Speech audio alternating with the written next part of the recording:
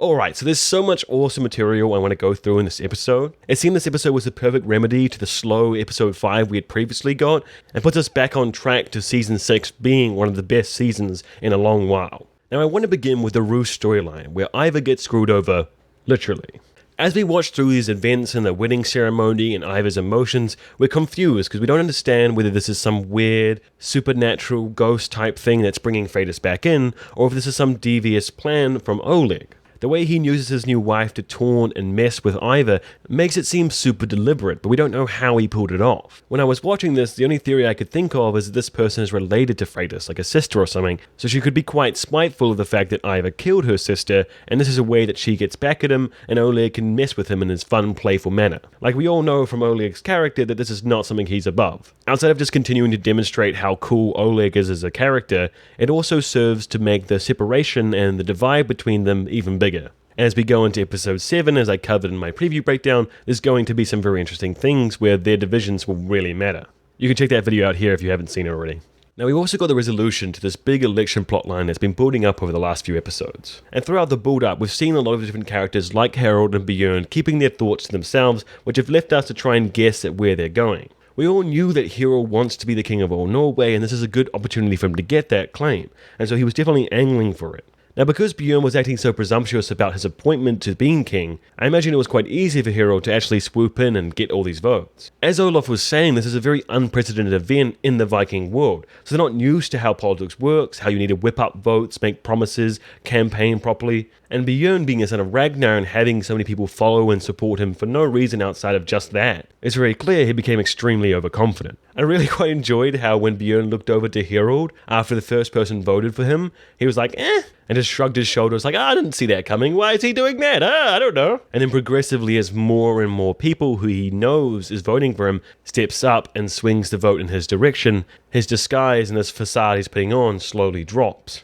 I think the standout thing for me this episode was how good the actors reflected their inner emotions on their face. Alexander, who plays Bjorn, managed to get this perfect facial expression of despair, betrayal, sadness, surprise, all in one expression. It was like really well done. To have such a resounding defeat out of nowhere just completely mortified him. And at this point, he doesn't know his son and mother are dead, so things are only going to get better. Also, seeing Harald flip so quickly from the submissive side character type role who's just supporting Bjorn and not really doing much to this like jovial, eccentric, over the top, in your kind of face winner. It's pretty hilarious because it made this really good contrast to Bjorn's feelings. And when he grabs and he's like, I need your advice, I need you at my side, like he didn't just underhandedly steal his kingdom from him, it was great. So we move to this celebration feast where everyone's laughing and having fun, and Harald's really enjoying the fact that he managed to achieve his goal after all this time. When he meets with the different kings that voted for him, we hear for the first time of this vague idea of promises he's given to them. And then when Harald talks to Olaf and we get to see how he truly whipped up those votes, we see the problems underpinning his kingship. This seemingly momentous occasion is actually underpinned with a bunch of empty promises he won't be able to fulfill, which means the kingdom is not going to be stable. Olaf knows that if Harald can't fulfill his promises, the kingdom will fall apart again into conflict. So all this work they did to bring the people together, to form peace, that would have been great under Bjorn because he's a uniting figure, is now all compromised by Harald's ambition. I think Harald really embodied the perfect politician in this episode. He nailed down the two-faced, say anything they want to hear kind of character. And the precedent he set by handling things in this way will reverb throughout the generations of how the monarchy in this area behaves. So unbeknownst to him, he set down a legacy of a central figure kind of pandering out to the different lords, trying to loosely hold together their feudal kingdom. And it wasn't only just a flip in Bjorn's character and Harald's character, but Olaf as well. We see him this sunken form in the corner by himself, ripped of his power and his dream. Having an election that flips the status quo on its head, with a surprised outcome, where the well-established and famous figure with the right last name doesn't get into power. Wait a minute, is Vikings throwing shade at a certain election? And then we move to this really cool conversation between Flatnos and Harald.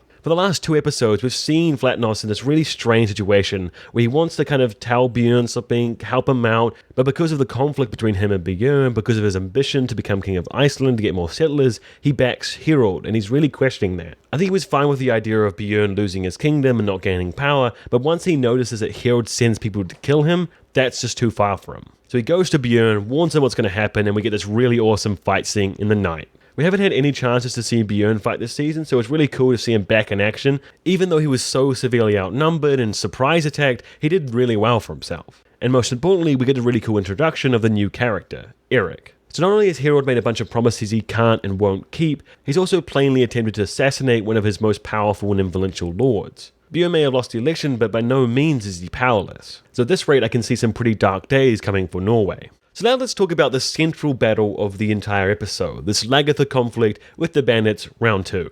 Now there are parts of this fight that I really enjoyed and I thought was better than the old one, and there are parts that frustrated me to no end, so let's cover those first. One thing I noticed when I was watching the episode that kind of felt a bit off, that wasn't too much of a big deal, but was just a bit weird, was this random shot where the shield men kind of gathered together by the gate and turned around and walked towards the camera. It felt so out of place, it was legitimately just there to put it in the trailer. Like, they look badass and whatnot, but it just seems so out of place and weird, like they just threw that in there out of nowhere. As I said, not a huge deal. The other quite irritating thing was the really poor dialogue thrown in between the fight scenes. Whenever Gimhild and Lagertha talked to each other, it didn't seem like it had any real substance or importance. It just seemed the characters had no real chemistry together whatsoever. Especially at the end of the fight with Whitehair when she's like, "Oh, if I didn't worship you before, I worship you now." It's like, cool bruh. So awkward. Especially because we just had this really epic fight between Whitehair and Lagertha. The music was blasting, the emotion was there, they had this deep hatred between the two of them because Whitehair had killed Bjorn's son right in front of her. It was a defining moment for her character. It felt like she could die in that fight from the way they were framing it. She had this mortal wound on her back. I don't know if this is something you guys felt as well, or maybe it was just my weird interpretation of the event. Maybe you guys thought the dialogue was fine and it was good, and now I'm just being weird about it. If that's the case, then tell me below. And the only other tiny gripe I had with the entire sequence was when that shield maiden had her head decapitated. It seemed a bit unrealistic and jarring and out of place, and even some of you guys in my preview breakdown commented how you thought it was a bit weird, but I'm guessing the director just wanted to have a bit of fun with the scene and be a bit eccentric, so I'll give it a pass. Overall, I actually quite liked this fight scene a lot better than the first one. It was fascinating to watch these bandits trying to navigate this death maze full of traps and unique ways of fighting them. It really showed how big of a difference it is to direct the fight and control it in the way you want. Also, by crisscrossing the high intense violence with the really slow, boring election where people just throwing tokens into some water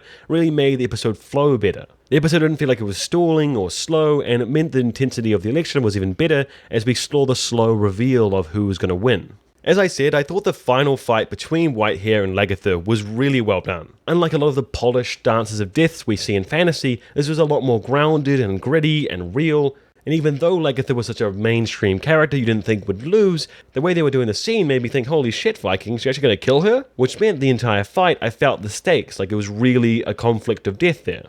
Definitely felt like this fight was worthy to be the final stand for Lagertha as a character. So we close out the episode with Ivar and Torvi listening to this beautiful melody about the saga of Lagertha and her life. We have this stormy, thunderous atmosphere and this cozy feeling of the people hidden inside, protected by the walls, the fire, the music, the atmosphere. We see Lagertha arrive, the mortality of her wound very clear. She struggles with all her might to reach those people. She wants to see her son one last time as she knows her life is coming to an end. Vikings managed to play with our emotions really well throughout the scene. They have her struggle in the mud, alone, just out of reach, just outside of comfort. We see her grasp and crawl along the ground like we've seen Ivar so many times before, bleeding those images together. And then we see Vixid and it all clicks. In my mind, the ideal way for Lagertha to pass on to Valhalla would have been for her to have this mortal wound from Whitehair and to be crawling along the ground and Vixid to find her. And instead of robbing the autonomy of the characters and the universe and pushing this fate upon them and making it so like no one's really at blame and it just kind of comes out of nowhere, they could have had that vision of the gates of Valhalla that we saw Ragnar see appear in front of her. And the doors open, Ragnar hold out his hand and say, "Come with me." And Vixid will arrive and see Lagertha in the dirt, and she will ask him to mercy kill her, to release her from the bonds of the struggle and the pain and let her go with Ragnar. We see the prophecy fulfilled, the last of the original cast move on, and Lagertha's story come to a close in a really satisfying way. Though the way they did it wasn't too horrible. They can use this as a catalyst to propel Vixid out of his horrible state. They can use the consequences of Lagertha's death to change the story and move in cool directions, and the tragic way it happens still has some impact. But I'd really love to hear what you guys thought about this whole sequence and the lead up to Lagertha's death. Are you sad to see her go? Are you happy to see her storyline end? How do you think about the way they killed her? Leave any and all your thoughts below. Also, thanks a lot for watching this review and liking the video, because you've already done that, right? And if there's any other parts of this episode that you want me to talk about or you have some thoughts on, I'd love to hear that as well. And as always, Skål.